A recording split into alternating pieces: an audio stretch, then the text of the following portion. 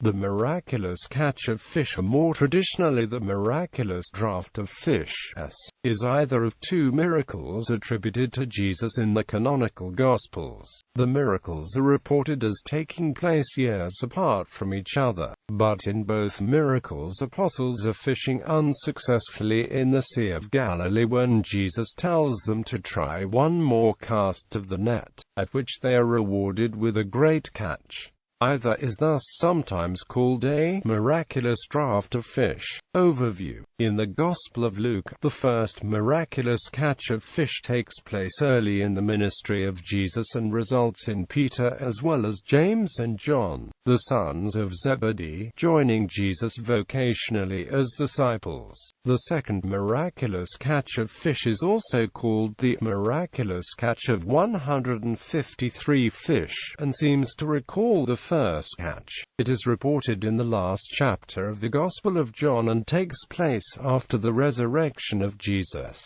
In Christian art, the two miracles are distinguished by the fact that in the first miracle Jesus is shown sitting in the boat with Peter, while in the second miracle he is standing on the shore. First miraculous catch of fish. According to the Gospel of Luke, on the day of this miracle, Jesus was preaching near the lake of Gennesaret, when he saw two boats at the water's edge, boarding, the one belonging to Simon, and moving out a little from shore. He sat and taught the people from the boat.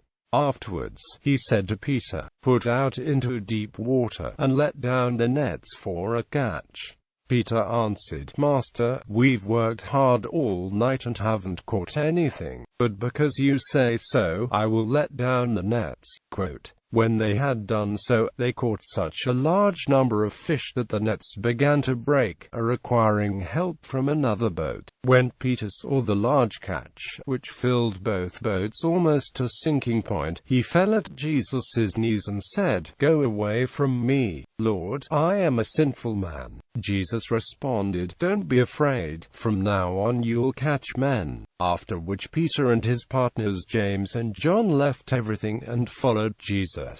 Second miraculous catch of fish, 153 large ones. According to John chapter 21 verse 11, Simon Peter climbed back into the boat and dragged the net ashore. It was full of 153 large fish, but even with so many the net was not torn.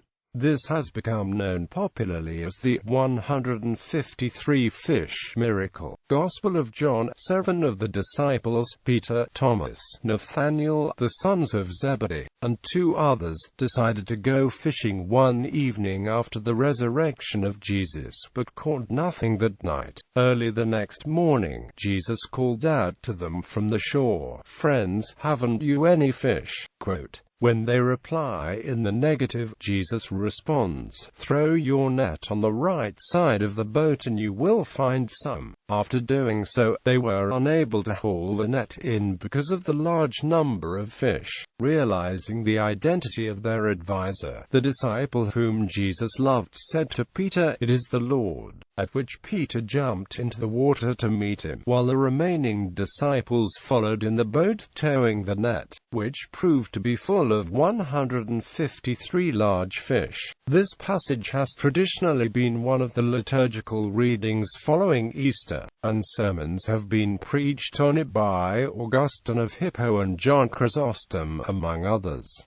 153 fish. The precision of the number of fish as 153 has long been considered, and various writers have argued that the number 153 has some deeper significance, with many conflicting theories having been offered. Discussing some of these theories, theologian D.A. Carson suggests that, if the evangelist has some symbolism in mind connected with the number 153, he has hidden it well, while other scholars note no symbolic significance for the number of 153 fish in John chapter 21 verse 11 has received widespread support. References to aspects of the miracle, or to the general idea of being fishers of men, can sometimes be recognized by uses of the number 153.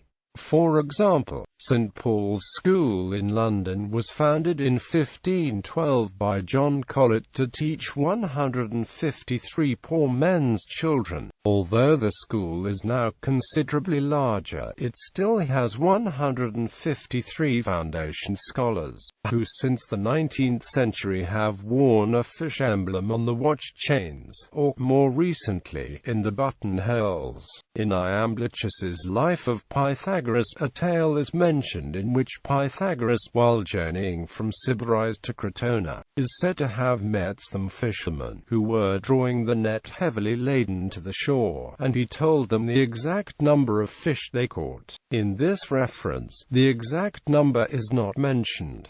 Gallery of Art. Depictions of the miraculous catch of fish.